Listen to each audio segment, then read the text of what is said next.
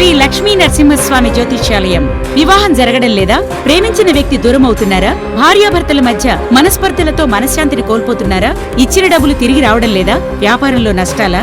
ఉద్యోగం రావడం లేదా? విద్యలో జ్ఞాపక శక్తి సరిగ్గా లేదా? కుటుంబంలో ఏ సమస్యకైనా 100% పరిష్కారం. విచ్చేయండి సికింద్రాబాద్ రైల్వే స్టేషన్ దగ్గర రతీఫైల్ బస్ స్టాండ్ ఎదురుగా, సికింద్రాబాద్. సెల్ 9849783528. Website www.slnsastrologers.com. అవతల వాళ్ళు చేసే కుట్రలను కూడా తిప్పుకొట్టే పరిస్థితి ఉండాలి. అదే నిజమైన రాజకీయం. అందుకే గొడ్డలి పార్టీ చేస్తున్నటువంటి చెడును కూడా అనునిత్యం ప్రజలకు చెప్పాలి. అధికారంలో ఉండగా రాష్ట్రాన్ని పూర్తిగా నాశనం చేశారు. అది చాలక ఇప్పుడు కూడా కుట్రలు చేస్తున్నారు.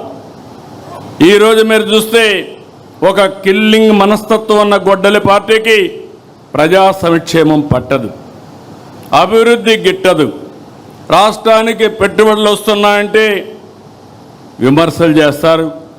ఒకవేళ విమర్శలు చేసిన తర్వాత ప్రజల్లో కానీ వ్యతిరేకత వస్తుంది అనుకుంటే మేమే తెచ్చాం, మేమే ఆలోచించామని మాట్లాడే పరిస్థితికి వస్తున్నారు.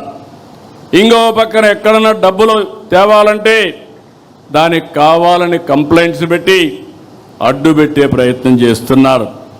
ఇంకొక పక్కన మనం చేసే అభివృద్ధి చూస్తే దేశంలో మొట్టమొదటిసారిగా 25-26లో 25.3% పెట్టుబడులు ఆంధ్రప్రదేశ్ రాష్ట్రానికి వచ్చాయంటే అది మన మీద ఉండే నమ్మకం. దీంతో వీళ్ళకి ఫ్రస్ట్రేషన్ మొదలైంది. ఎక్కడికక్కడ నిధులు రాకుండా తప్పుడు ఫిర్యాదులు చేయడం, కోర్టులో పిటిషన్లు వేయడం, ఈ కుట్రలకు కుతంత్రాలకు కాలం చెల్లింది. సమర్థవంతంగా ఎదుర్కొనే శక్తి ఎన్డీఏ గవర్నమెంట్కి ఇక్కడ ఉంది. ఇంకొక పక్కన మీరు చూస్తే ఆ పార్టీకి ఒక ఓసీడీ పట్టుకునింది. నేను మామూలుగా చెప్పడం లేదు ఈ మాట. అబ్సెసివ్ కంపల్సివ్ డిజార్డర్, ఇది ఒక వ్యాధి. ఆ వ్యాధిని అందరికీ అంటగట్టడానికి చూస్తున్నాడు పార్టీ మొత్తం. అబ్సెసివ్ కంపల్సివ్ డిజార్డర్ అది ఈరోజు క్రెడిట్ చోరీ డిజార్డర్గా కూడా తయారైన అందులో భాగమే ఇది. మీరు అందరూ అనుకుంటున్నారు ఒక జబ్బు ఉండే వ్యక్తి, చాలామందికి మెంటల్ ఇల్నెస్ వస్తూ ఉంది. ఇప్పుడు ఆ మెంటల్ ఇల్నెస్లో భాగమే ఓసిడి.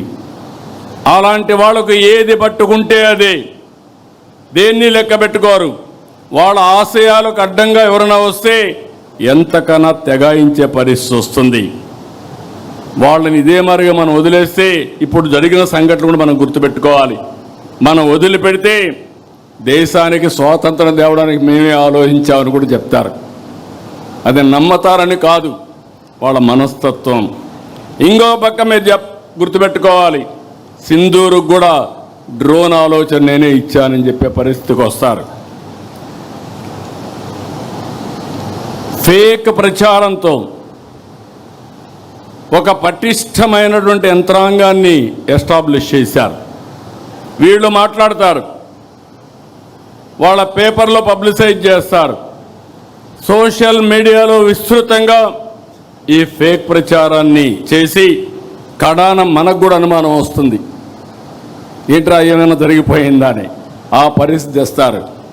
మీరు చూడండి, పదే పదే ఎందుకు చెప్తున్నానంటే, నేనే ముఖ్యమంత్రి, బాబాయ్ హత్య, వివేకానంద రెడ్డి, నిద్రలేశాను,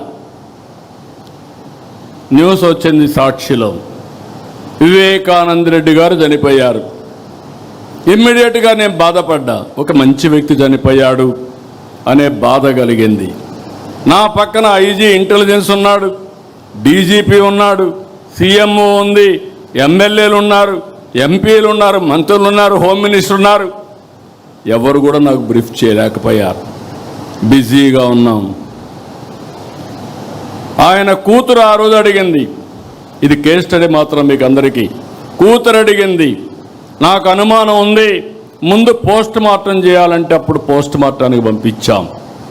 పోలీసులను పెట్టుకొని సాక్ష్యాలు తారుమారు చేశారంటే, సాక్ష్యాలు లేకుండా చేశారంటే ఎలాంటి వాళ్ళో మీరు గుర్తుపెట్టుకోవాలి. పోస్ట్ మార్టంకి వెళ్తే షాకింగ్ నిజాలు. గొడ్డలతో తలంతా ఇచ్చేస్తే మొత్తం రక్తం వచ్చి కుట్లేసి అంత్యక్రియలు పంపించే పరిస్థితికి వచ్చారు. రూమ్ అంతా లాగారు. బెడ్రూమ్ అంతా కూడా బెడ్ మార్చలేకపోయారు, కానీ బెడ్ అంతా రక్తం, గోళ్ళంతా రక్తం కడిగారు, కానీ ఆ మరకలు చెదపలేకపోయారు. అక్కడి నుంచి సాయంత్రం డ్రామా మారిపోయింది. ఆ డ్రామాను మీరు చూసే సాయంత్రానికి నా తండ్రి చనిపోయాడు, ఆ రోజు చంపేశారు, ఇప్పుడు ఒకే దిక్కు పెద్ద దిక్కు మా చిన్నాన్న, ఆయన్ని కూడా చంపేశారు, పెద్ద దిక్కు కోల్పోయాను. వాళ్ళ చెల్లెలు నమ్మింది. మీరు గుర్తుపెట్టుకోవాలి, it is not that easy. ఇలాంటి ఓసిడి జబ్బుండే వాళ్ళు ఏం చేస్తారనే దానికి ఇది ఒక ఉదాహరణ మాత్రం. నమ్మితే తెల్లవారి నిద్రలేస్తే ఆ రోజు మాట్లాడలేదు, తెల్లవారి నిద్రలేస్తే సాక్షి పేపర్ చూస్తే నా చేతిలో కత్తి పెట్టి నారాసుర రక్త చరిత్రని నా మీద పెట్టేసే పరిస్థితికి వచ్చారు. అదే రోజు మీరు గుర్తుపెట్టుకోవాలి, ఇవన్నీ బయట వస్తాయని కోర్టుకు పోయి, హైకోర్టుకు పోయి స్టే ఆర్డర్ తీసుకొచ్చారు, ఎవ్వరూ మాట్లాడకూడదని గ్యాగ్ ఆర్డర్స్ తీసుకొచ్చారు. అక్కడి నుంచి సానుభూతి పొంది ఎన్నికల్లో గెలిచారు. గెలిచిన తర్వాత వాళ్ళ చెల్లి అడిగితే మరిచిపోమన్నారు. అక్కడి నుంచి ఆ అమ్మాయి రోడ్డు మీద పడి ఇప్పటికి కూడా పోరాడుతూ ఉంది. ఏం చేశారో మీరు అందరూ చూస్తున్నారు. ఇంకా కూడా న్యాయం జరిగే పరిస్థితి కనపడలేదు. ప్రజాస్వామ్య వ్యవస్థలో కొన్ని సమస్యలు ఉంటాయి. ఇదే కాకుండా ఇంకొక పక్కన చూస్తే మనం గవర్నమెంట్లో ఉన్నాం.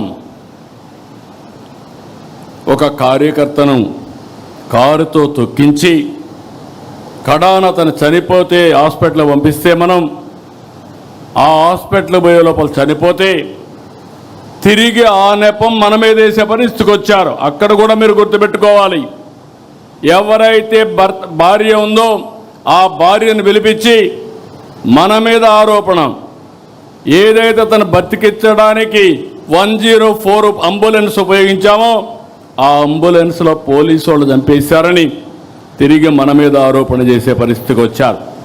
అది కేసు పెడితే కోర్టు పోయి స్టే తెచ్చుకున్నారు.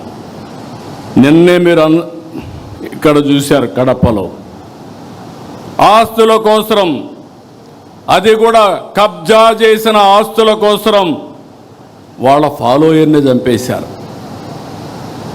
చంపేసి తిరిగి మన మీద వేస్తే పేపర్లో చూసి వేసేశారు.